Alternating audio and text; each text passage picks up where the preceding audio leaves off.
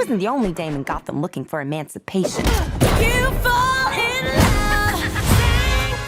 When I started working on a Suicide Squad, I hadn't read the comics previously, and once I started reading them, I completely fell in love with the character and fell in love with the world, and felt like there was so much to her that we didn't get to explore necessarily all the aspects of her personality in the first Suicide Squad film. I felt like there was still so much there to play with, and I definitely wasn't ready to stop playing her. I knew there was more to do, and I really, really wanted to see her interact with other women.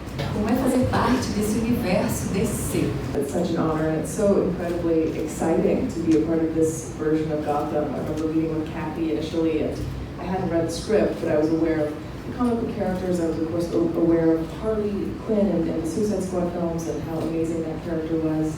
And when Kathy described to me her version of Gotham, the universe that she was creating and the world she was building, I just thought, I absolutely want to be a part of that.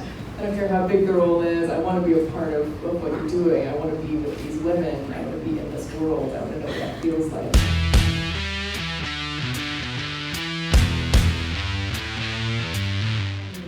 The idea behind a lot of the action was to see everyone's individual fighting styles to begin with, see that they were different, and see that they were powerful but not able to really overcome what they needed to overcome individually. And then as the movie progresses, at some point you see the birds all come together and how their fighting styles complement each other, and that when they work together, they start working more fluidly, more seamlessly together, and then they are an unstoppable force. So I think story-wise, it's a satisfying beat, and it's always the intention to build the story beats into the action, not just, have plot, stop, have action, stop, have plot. We really wanted to inject as much character into those action sequences as possible, and a huge part of our characters is realizing that we need each other, and when we work together, we're much stronger.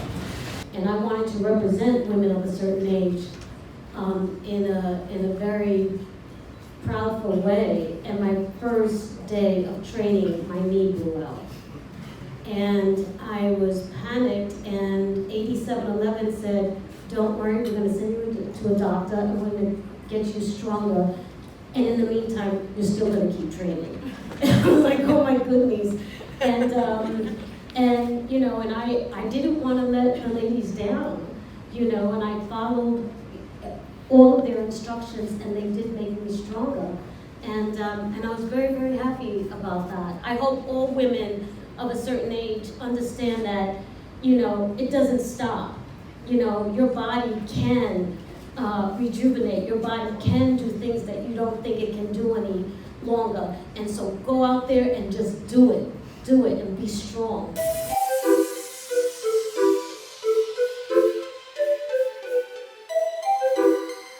It's funny, when I first played Harley, I never ever thought that she would be seen as a role model to anyone. I mean, she's a psychopathic. Her moral compass does not point north.